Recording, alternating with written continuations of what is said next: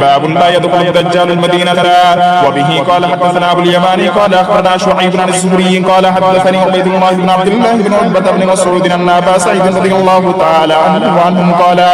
حدثنا النبي صلى الله عليه وسلم يوما حديثا طويلا عن الدجال فكان فيما يحدثنا به أنه قال يأتي الدجال وهو محرم عليه أن يدخل ركاب المدينة فينزل بعد الصباح التي تلي المدينة فيخرج إليه يومئذ رجل وهو خير الناس قال من خيار الناس